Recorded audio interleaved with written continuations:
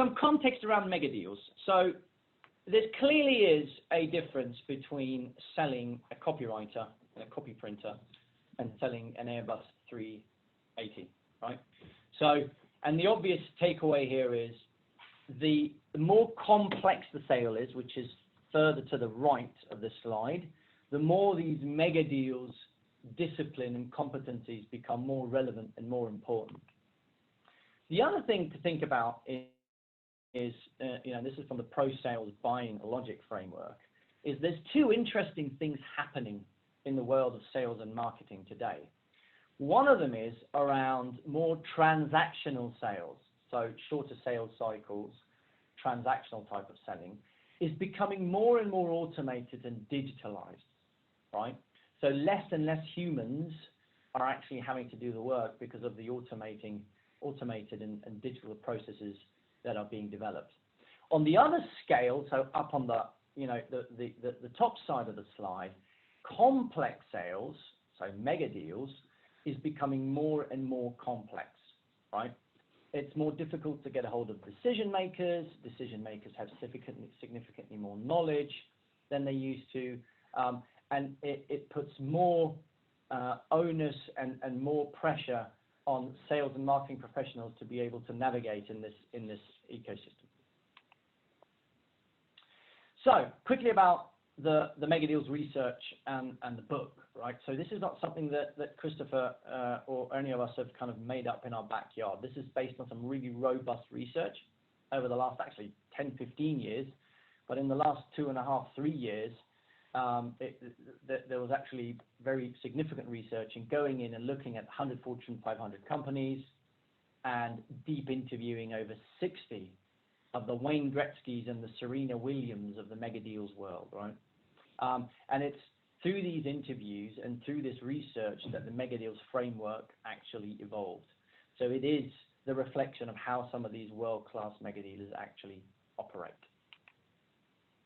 So just some context, right? So Megadeals is the second largest monetary flow in the world, right? So bear with me here. I would say that M&As, mergers, where companies actually merge and buy each other, is where the biggest kind of flow of money, the transaction happens. But the second largest is the concentrated number of customers in a B2B company that stand for the most significant number volume of their revenues and profits. So in the research we did, we often saw that less than 1% of the client base stood for over 80–85% of the volume. So it's very, very concentrated.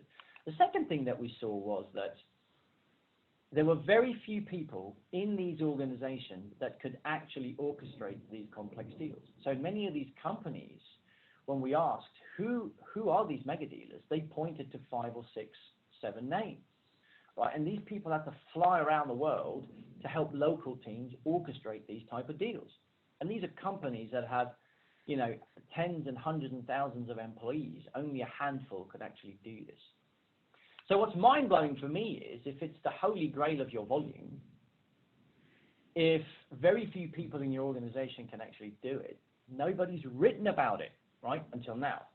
So the Megadeals discipline in the book is actually the first that describes in a disciplined way how to orchestrate these deals.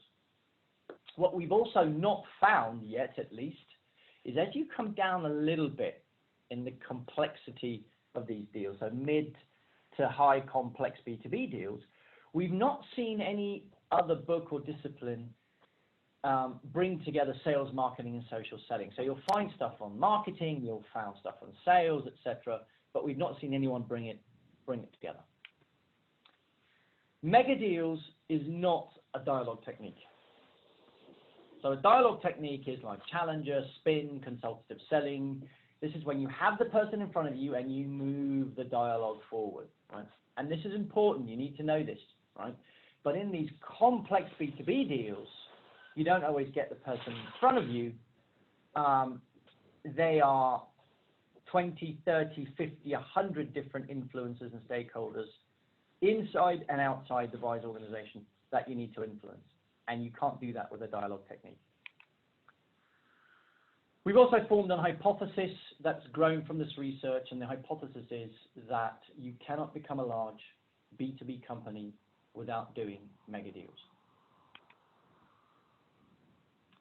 So before we kick into and just share very high level the 5 cornerstones, which are the 5 key kind of principles or behaviors and competencies that these high performing mega dealers exhibit, I just want to share really briefly what is the profile of a mega dealer. And the best way to do this is one of my favorite stories from another book with Steve Jobs. So it's the biography that Walter Isaacson wrote on Steve Jobs. And if you haven't read it, you've probably seen the front cover. It's black and white with his face, and he's kind of got a half beardy, unshaven look. And it's a conversation between Steve Wozniak and Steve Jobs. And Steve Wozniak was the tech guy and the co-founder behind Apple. And Steve Wozniak says to Steve Jobs, he says, "What do you actually do? You're not an engineer. You're not a product guy. You're not a marketer. Can you imagine challenging Steve Jobs like this?" Right? And Steve Jobs says, "Musicians play their instruments. I play the orchestra." And it's a great way of describing that he wasn't brilliant at the individual competencies, but he was absolutely amazing at bringing the right people together, but then orchestrating this huge, complex ecosystem to create the amazing symphony that he did. And this is what a mega dealer does. This is the profile of these mega dealers that we looked at and researched, right? They do understand dialogue techniques. They do understand the financing of a deal. They do understand the contracting of a deal and the marketing aspects. But they're not the best at these things. What they're good at is bringing all the different stakeholders in their organization and the buyer's organization, and then orchestrating this symphony to sway decisions their way and do deals. Okay, so now we've given you a bit of context about where Megadeals is coming from, what it is, and a bit of the profile. So what we're going to do now is we're going to just share with you very high level, because I mean many of you have read the book and you've been to the seminars. So we're just going to share very high level as a reminder the 5 cornerstones of what signifies a really good mega dealer. Because what we're then going to do is revert attention to what we really want to dive into today, and that is, how do you scale your sales and marketing? How do you reach consensus in this really complex ecosystem, right? So, but before we do that, David is going to share with us at a very high level the 5 cornerstones. Thank you, Bora. So all of you have been to our program at Grand Hotel for 2 days. You know that you can actually spend a whole lifetime only on those 5 cornerstones before you actually master them. So, but we will just whiz them through. The first one is that you need to look at the company's key initiatives. This is so important because the best mega dealers are really good at disqualification. So they have a disqualification mindset. So we tend as salespeople to qualify everything, right? The shiny objects, everything. We're going after everything we see that shines. But what you really need to do is rather to, scale away and to focus more, have a bigger yes. To say no and have a bigger yes to the ones where you really have a chance to help. And the key initiatives you find in different documents, online, etc. And this is where the big money changes owner. So if your product or service doesn't align with the key initiatives, you probably want to put them aside for now. Okay, so the next one is about mapping the ecosystem. And you do that already today, but also please have a look at the ecosystem outside the buying organization, because they are influencing the deal. So even if you're not doing a mega deal, you can look at what kind of partners are there outside the buying organization. And these 2 steps are quite easy, I would say, to do. But as everything is easy, it's easy to run as well, but we don't do it on a consistent basis, at least not all of us, but we know it's good for us, right? So try to keep this as a checklist. So while you go through this, do it on all the accounts you're working with in systematic way. And then we come into the hardest part of all, and that is how you drive consensus in this ecosystem that you just mapped. And since Christopher will talk more about it, I won't spend that much time about it. What I want to say is so powerful when you come into a meeting, you meet your client or prospect, and they already know a lot of things about you. They have read about you, they know what you're doing, so you can spend more time really understanding the customer in front of you in the meeting. We are too reliant on physical meetings today overall. I don't say that you are, but you can use the digital touch point in an effective way. So we are not saying that you shouldn't meet your customer, on the contrary, but when you do, you have more time to spend and really understand them. So this works in parallel all the time. And there's a great methodology for this that Christopher will share. And then we also find out in the interviews with these Megadealers that they have one or several Trojan horses that feeds you with information that you can't read or get hold of that information through the traditional ways. And these people are further down in the food chain, so to speak. So they are not holding your flag like a champion, and they don't have the decision power. They tell you things about how to dress, for example. Some of you heard the story that I share about IKEA and how not to dress there. And give you a lot of great insights that you later on can use when you present to C-level, for example.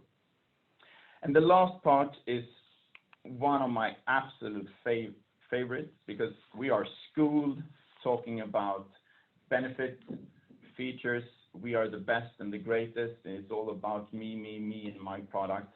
And we tend to forget that value just bring you through the door, as Bora says, and risk mitigation is actually closing the deal. So truly understand the risks, and it's a buyer's risk we're talking about, and then try to mitigate as far as possible, and then also realize when you can't take away the risk, be open about it.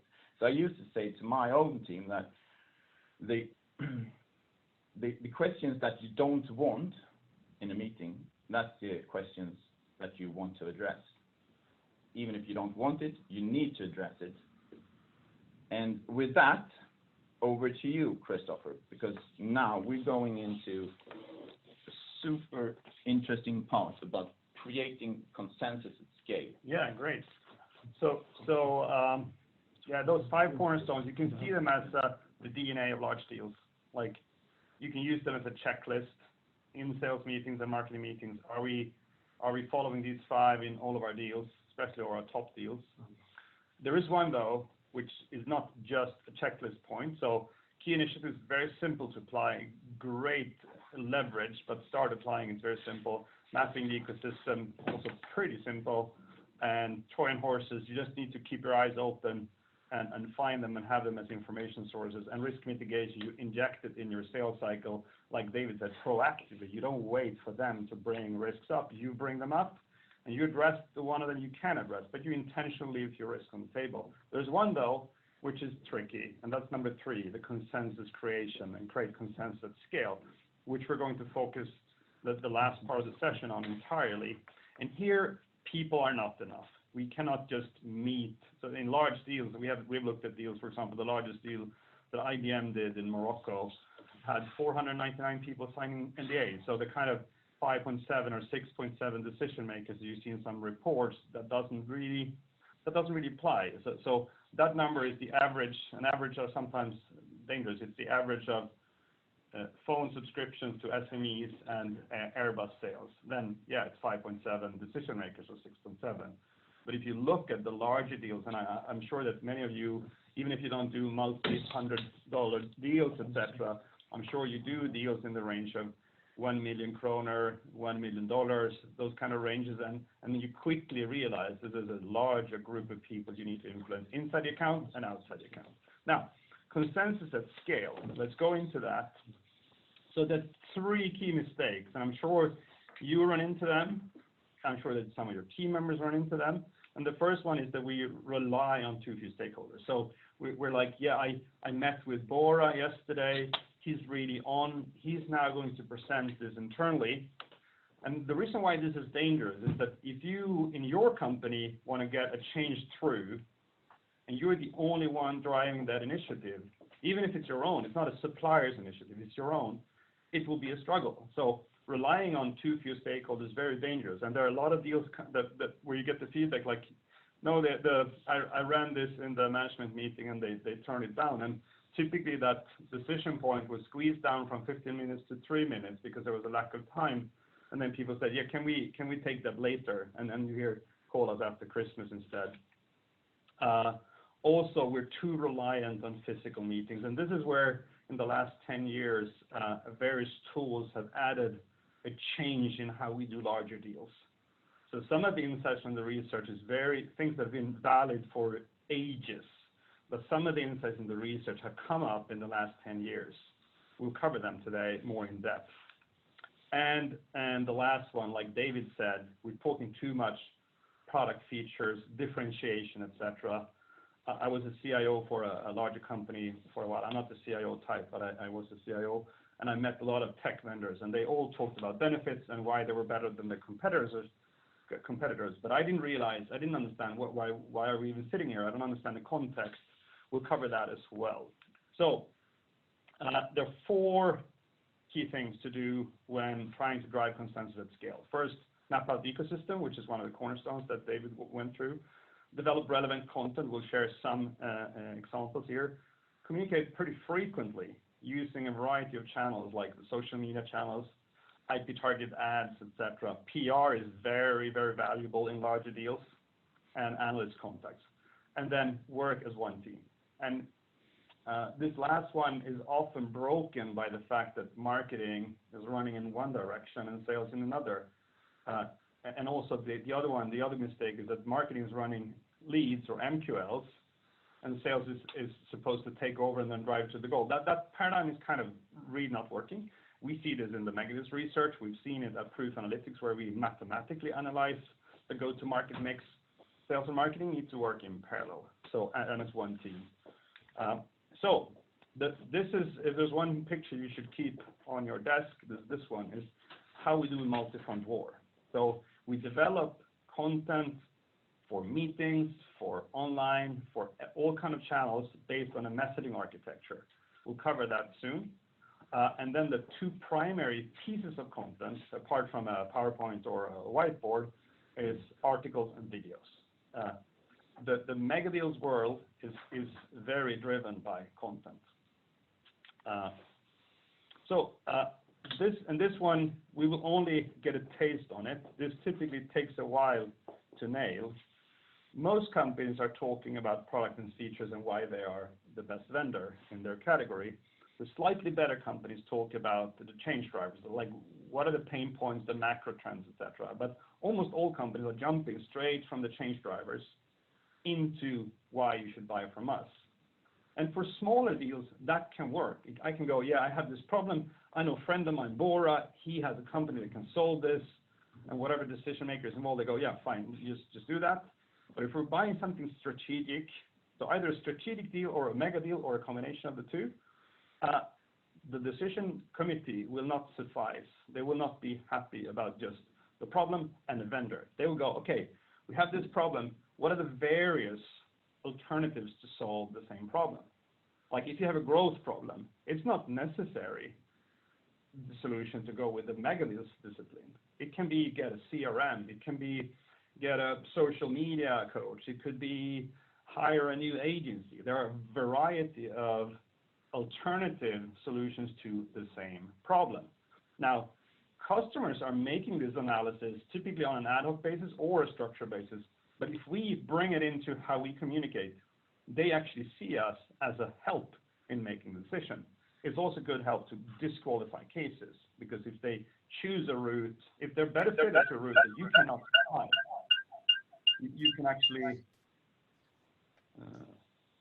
sorry for that. So first of all, the why category, you describe the different categories, different types of solutions, like sales training, Megadeals discipline, CRM, public speaking training, whatever. And then you go down, okay, among those, what are the, let's say we choose a discipline which is combining sales, marketing, social media, account-based marketing, contracting, and financing. What options are there to choose from? And then you go, okay, there are different, not vendors, but there are different schools. So there are those kind of methods made for smaller deals, etc. And then you have for Megadeals. And then you say, okay, who is the right vendor? Oh, it's the Megadeals advisory team. That's just an example. But this example is coming from this is our own. And we have similar for Climb On, at Proof, etc. We can talk about this for days. So typically we will run the 2-day workshop at Grand Hotel. We spend actually a full half day on this. And even though we spend a half day, it's just a starting point. So this is part of our more transformational programs that takes a longer time. The second type, and just sorry, didn't cover that. Let's go back. So we've split messaging into 3 types. The first one is, how do you go from a customer being a question mark to wanting to buy from you? I mean, mentally wanting to buy from you, not buying from you. We call it fundamental messaging. So how do you, and fundamental because it's fundamental, you can't live without it. You need to cover it, or the customer is covering it for you. And the second type is, okay, how do I go from the customer wanting to buy to actually buying? And every one of you who are relatively senior know that that part of the sales cycle is probably 2, 3, 4 times longer than the first one. So to be the preferred vendor, that's typically mentally a short journey. A longer journey is to cover everything you need to cover before a customer can sign. And they typically want to know things like, what happens from me wanting to buy to buying? Who does what during that journey? What do we need to cover before we can sign? And then what happens from signing to going live? We need to have material that answers those questions and describes it to the client. And then what's happening during the contract, like when we're live and during the rest of the contract, who is doing what's going to happen. Those questions are consuming an immense amount of time. So if you do a time study on salespeople, this is what most time is spent on. And most companies are actually, we've seen spectacular examples where they're really good at this, parts of Tata, Siemens, etc. But we've seen a ton of companies where this is done really poorly. So you leave the work to put this together to the salespeople. And I'm sure that all of you listening know that either yourself or people in your team are not necessarily perfect at creating content. It becomes a bit iffy. So we need to work with deal closing messaging and deal closing content as well. And the first one is, how do I do the different things to be able to buy? And the second one is things which is based on your knowledge about the domain typically. So how does the product work? All the details about the methods behind, etc. So at Proof, for example, I almost always spend time explaining the mathematics behind marketing mix modeling, because no one wants to buy a black box. They want to understand what's happening inside that black box. So I need to give them the methods. They need to buy into the methods. By just saying, well, with this, you can optimize your go-to-market mix. That's like, okay, why can I trust this? And that leads me to the second one, which is risk mitigation. And that's a combination of analyst comments, reference cases, or logos, but also things that David covered, like running a risk mitigation workshop and have a set format for that you proactively bring into it. And then the third one is, how can I take parts of the fundamental messaging that you saw in the previous slide, and the first two on the deal closing messaging, which is the how-to and also the risk mitigation. How can I take pieces of that and make it into consumable content that can reach the masses? Now we're back to Obama, like you said, David. So what can we do to communicate to a big group of people? That content needs to be very short. So we need to be able to run the fundamental messaging like a 3-minute video. Climb On has some great examples of this that you can look at YouTube. Proof has a few, etc. we need to be able to briefly describe why should I go from the pain point, macro trends, to the various alternatives, to the various different alternative types, and then down to why this vendor. And then how can I, in a very short way, describe, so the how-to you can skip, but the risk mitigation you can build into content as well, like reference cases, etc. So the first four and the middle one of these, you want to make in short format to reach the masses that you can then communicate in PR, in social media, in IP targeted ads, etc. We'll cover that soon. The third type of content, or the third type of messaging, we call orientational messaging. So if you imagine you have a time here, you have the fundamental messaging is the first piece. You go from unaware to wanting to buy from a certain vendor. Then you take the deal closing messaging that takes them to actually signing. But around this, you can imagine a cloud, which has a few different purposes. We want to show the existing people we talk to that they're on the right path. We also want to engage a much larger audience. So how do we reach 400 people within Maersk if we're climbing? Well, we can write, for example, about Maersk or about the top 5 shipping companies in the world, and we name some top stakeholders in there who will read those articles. Maersk will. I'll show you some examples soon. So these are some examples from us, this is coming from Proof, where Marciar is a 24-year-old guy, very talented. So he started Proof, and I said to him the first thing, so one way for you to get up to speed, so you focus on e-commerce, is to actually research the top 30 e-commerce companies. And you can keep in the back of your head that this piece of content will actually end up as an article and a video. But do the research for you to learn about the top 30 companies that you will focus on. So the Dustin and those kind of companies. And he made that research, and he also wrote, so he wrote about each company, he wrote about the trends in the industry, but he also wrote about exactly the stakeholders that we actually want to meet. So CEO, CMO, head of analytics, performance marketing, head, etc. So those kind of roles, head of sales sometimes. So those are included. You can look at this. If you go to Marciar Nodé and you check out on his articles, you'll find it. You see a good example of it. Now, this was so appreciated. And what you can do with that, you can send it. So let's say David is mentioned in the article. It's pretty normal that I'm, as the author of the article, in this case, Marciar, I'm sending it to David saying, hi, David. So I have this article about the e-commerce industry in Sweden in this case, and you are mentioning it and your company. Could you please check that everything I wrote about you is correct? The response rate of those emails is 95%. So almost everyone that gets it is checking it and checking what's written about them and responding. So all of a sudden, he has opened doors to the most relevant contacts. And also, many of them have taken this article because it's a very thorough analysis and it doesn't sell Proof. We're talking a bit about analytics, but we're not talking about Proof at all. So what they do is they publish it on their own LinkedIn profiles. Some of them even take, so Dustin, for example, they publish it on their 4-country, like their own LinkedIn accounts, like Dustin Norway, Dustin Finland, etc. And quite a few of the commercial magazines published it or made an interview with Marciar based on the article. So this is an example. So if you imagine what you should do when it comes to orientational messaging, which is again the cloud around taking the client from having an issue to wanting to buy from you, and then wanting to buy to actually buying. And then we have cloud around how do we engage a lot of people, and especially the right people in our target accounts. One of the tactics is to write about them. But the other things that work really well is, for example, at Climate we did successfully a few things like we wrote what are the top 5 renewable trends within the maritime industry. And then one of them is about taking heat from the engines and producing electricity, which is what Climate is doing. But the only salesy piece here is where we say, done by companies such as Climate. The rest is about the top 5 trends in the industry. We describe them, the initiatives that various shipping companies are taking in this domain. And then you reach the board level, the C level. A lot of employees are engaged in the top 5 renewable trends in the maritime industry. And everyone with some kind of sense of wanting to stay in the company has to be up to date with these things. So we can look in the LinkedIn statistics that are, over 100 people from these top companies were reading it.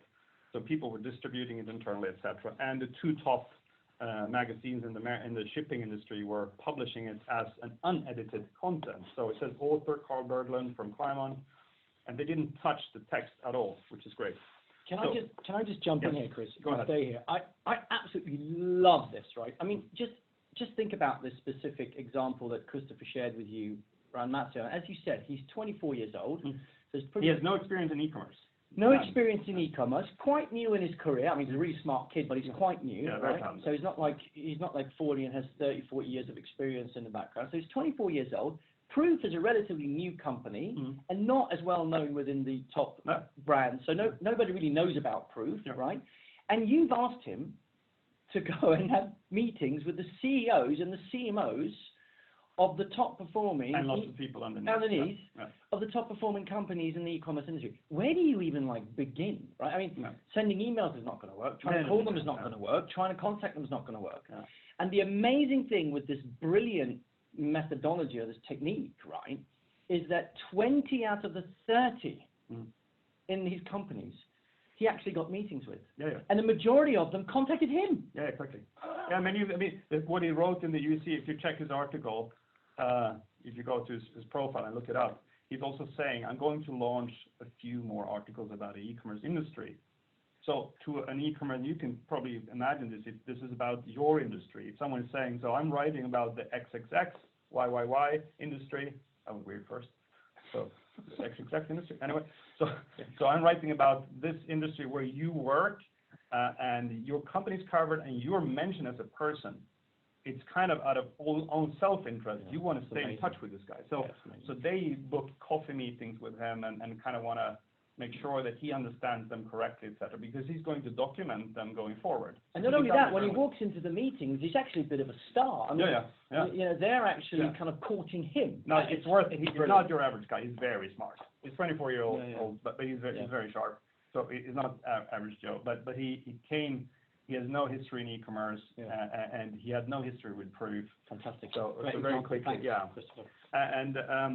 So there are a few macro trends in the industry you're targeting, very, very popular, and also always take the chance to mention a few of the top players and throw in some of their names. But whenever you mention a person, talk about them in some kind of positive light, and don't do the mistake when you publish things on LinkedIn. You go, so I think this, and what do you think? And then you list 10 names which have a big following. That's like close to a rape, to be honest.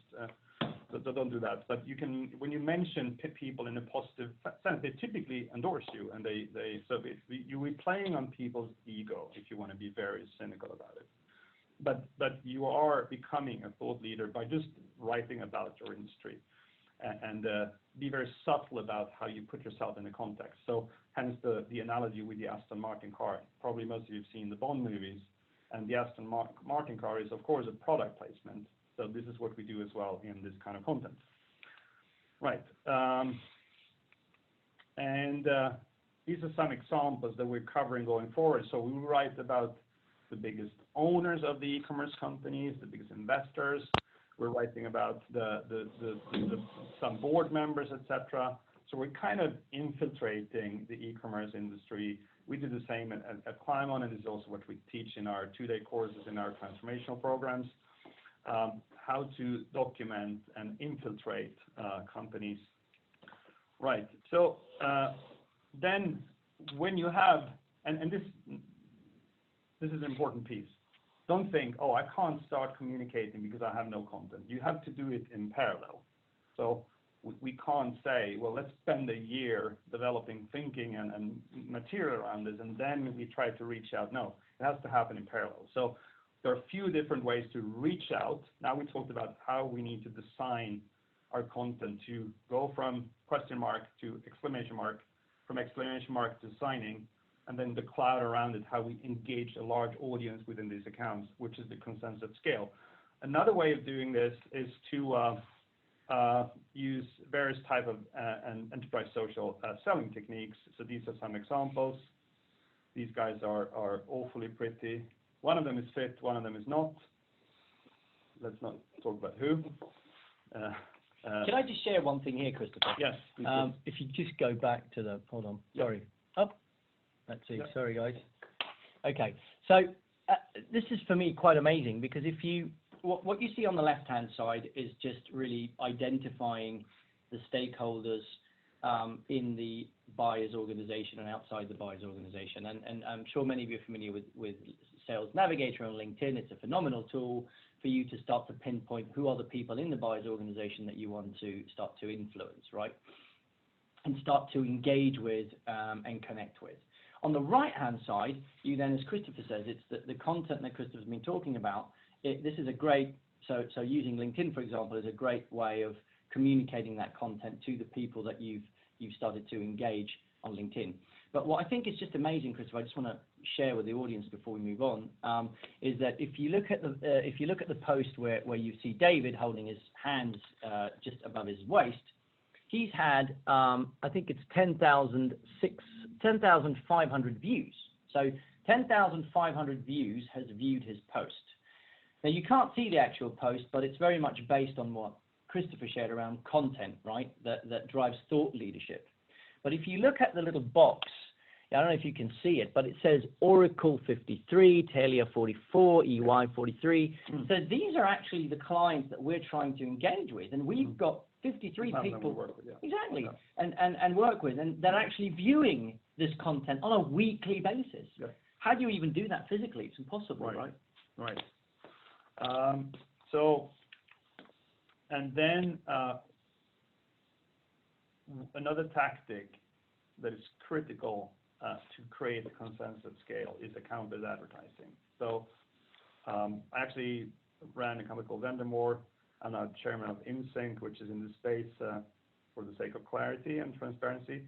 I was actually the first in the world doing this, which is now a kind of very common and spread out method. So what you basically do is you use advertising to reach specific companies. So some of you probably do this already. So you say, okay, these are my 17 or 27 or whatever, 97 top priority accounts, a mix of existing clients where we want to grow and potential clients where we really want to become infiltrated. And you then target those specific companies with online videos, ads, etc. So in combination, so we're first writing about them, putting that in social media. We're taking part of that, making ads from it, but also normal ads and using videos, etc. Then we're reaching them through IP targeting. So when they are going online, reading news, etc., they'll see you in a context that is specific for them. So you're blending the ads so that it fits the kind of situation they're in, the key initiatives they are having, etc. So let's say you have a battery of 50, 100 ads. Then you take 7 that are the most relevant to this particular account's situation and that you're talking about simultaneously. It's very powerful when salespeople, social media, and ads are talking the same language. I'm sure some of you have come across that marketing is talking X, sales is talking Y, delivery is coming in and saying, no, none of what they've said is true, so this is the reality. And you go, oh my God, right. So make sure that you follow the messaging principles, and then you make sure that you distribute this in a way where you have a multi-front war. And then as you saw in the previous examples, that kind of content is so valuable that it gets published in also the press. So you kind of get PR at the same cost. So you just leverage it differently. So do we have, let's cover some questions. Yeah, absolutely. So just as a final, and if you haven't asked questions, shoot them now. The last journey. So you want to say something? Yeah. First? So the questions, Christopher, thank you. It's brilliant. I love the way how you both explain and do this type of scaling of your sales and marketing. If you've got questions, please put them in the chat. So in the chat, and we'll try and answer them. We have 5 minutes. On the slide you see in front of you, it's if you want to talk more with us about this and other things around Megadeals, an email will be coming out after this webinar with obviously the replay of this webinar, but also a link to our calendars where you can book 30 minutes if you want to chat to us about this. You can reach out to us on LinkedIn, on our website, megadeals.com, where you've got all our details. So if you want to talk more about this, reach out to us. So I have one question from the audience. So they say you often talk about bee swarming. So we're talking about publishing content, posts, articles, videos, etc. We're talking about how to use similar messaging in customer meetings and whatever cocktail parties, etc. We're using the advertising to infiltrate them even further. But there's a third tactic that people ask about here, which we call bee swarming. And that's about, and you do it, our Indian team at Proof, they call it wolf pack selling. So we basically take the same top accounts and we make a LinkedIn search to find the most relevant profiles. We then visit them as a team. So all of a sudden you have 5 people from Megadeals or from Proof Analytics on your profile. So, I mean, probably most of you are sometimes checking who's on my profile, not every day, but now and then. And then all of a sudden, boom, like 5 people, boom, boom, boom, boom, boom, in a row from one vendor. Most people then think, are they trying to recruit me? Did they just have a meeting about me? Or what's going on? And if you do this systematically with your top accounts and the top stakeholders, not just the C-level, but whatever groups in the ecosystem you need to infiltrate and the companies around it, your account, those tactics together are, I mean, you sometimes call it, so Bora is a big Liverpool fan, you call it the Liverpool counter-pressing. Yeah, counter-pressing. Klopp's counter-pressing. Yeah, so you basically, and you're not going, hi, can I have a meeting? You're basically surrounding the customer with various tactics, and then you gradually, you creep in to a lot of stakeholders, and then you become a name yourself and your company and your team members become, as you saw in the ads, we also take, let's say in that example, a guy called Joe, and he was responsible for Maersk at the time, so we put him in some of the ads. We wanted to make sure that he, not just climb on, but he was well known within these accounts. So what happens often, I come across this now and then, so some companies are going, no, you have time to meet us? I'm like, yeah, that's kind of my job. But when you're very, very visible in media, people think that you're ultra busy. Like, how do you even have time to be here? And that creates a power shift. So you're no longer just a salesperson or the marketing person. You become more an equal partner. So all of a sudden they accept when you finally ask, can we meet? They're like, yeah, sure, of course we should meet. Love to meet you. Yeah. Love to meet. And so we have a question from Kirsty. What platform are you seeing valuable to do more account-based advertising? So a bit biased here, insync.com, but to be transparent, shareholder and chairman. They're great. They're combining IP target ads with the same through social media, but then you have demand-based, really good American company, my old company, Vendemore. We have Terminus. I mean, there are quite a few. Most of them have different views on what's important. I think the most important piece of account-based marketing as a whole, many people say, yeah, you can use email for account. Yeah, sure, that can be a part of an account-based marketing strategy. But in larger deals, the biggest point is actually the Obama campaign. You need the air support.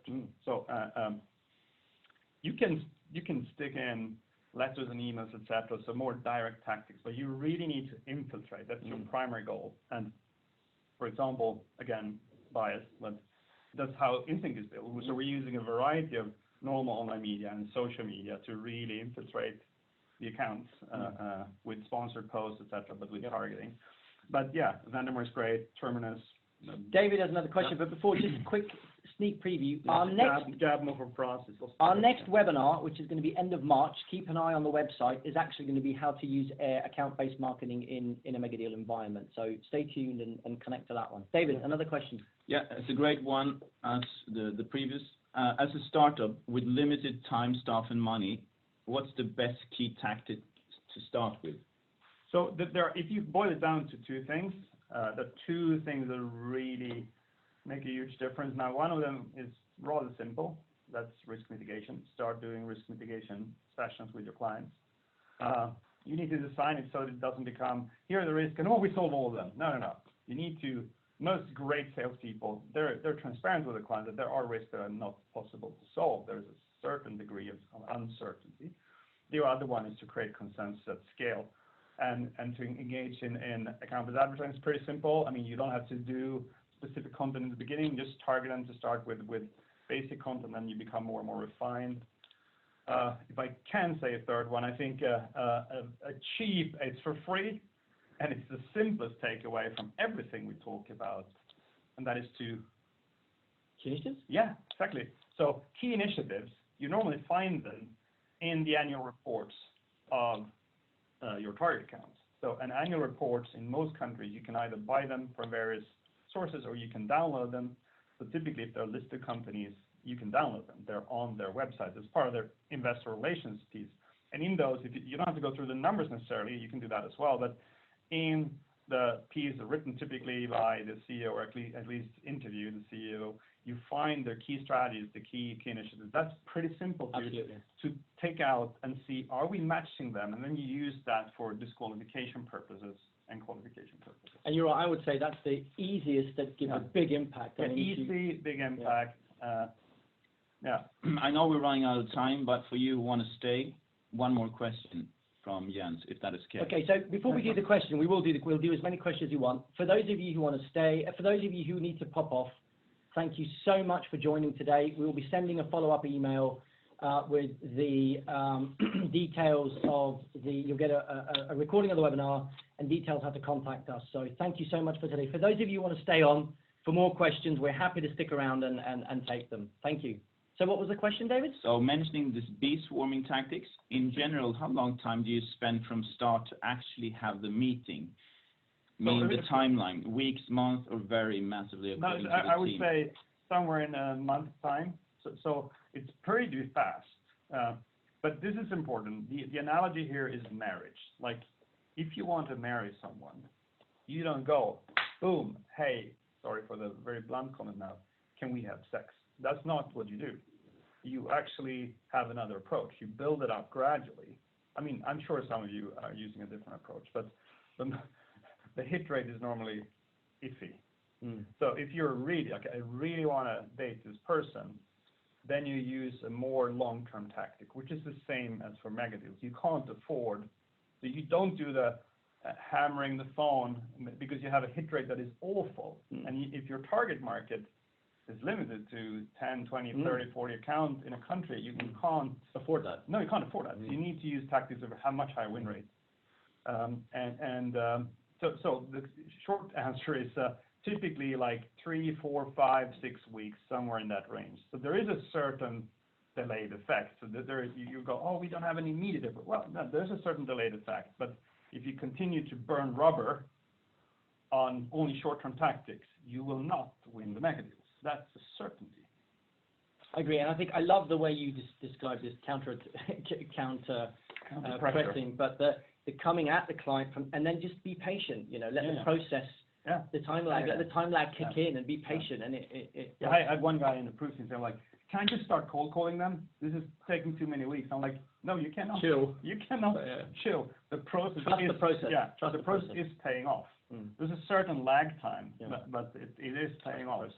So all of a sudden, you have meetings with exactly the clients you want. And I remember when I ran Vendemore, we didn't say, should we try to get Oracle as a client? We said, now we're going to get Oracle as a client. And we started all these tactics, and we knew that we will get through the wall somewhere, or maybe even in a few places. So multi-front doesn't mean just multi-tactics, it's also multi-people. So you target a lot of people, and you keep them apart, which is we don't cover today. So actually a piece of divide and conquer is working. Don't bring them all into the same room. Don't do that. Keep them apart as long as you can until it gets awkward. Great. Any more questions? No, I think we don't have anyone. No. Good. Great. We done? Yeah. Thanks for those of you who stayed on a little bit longer. Really, it's been really a pleasure to share this. Keep an eye on the website. We will be trying to do one of these a month. The next one, as I said, will be towards the end of March. The date will be on the website, and it will be how to use what Chris was talking about, account-based marketing techniques in a Megadeal environment to drive. Much deeper than today. Exactly. So thank you very much. Have a good rest of the day, rest of the week. Thank you. Thank you, guys. Bye. Bye. For joining.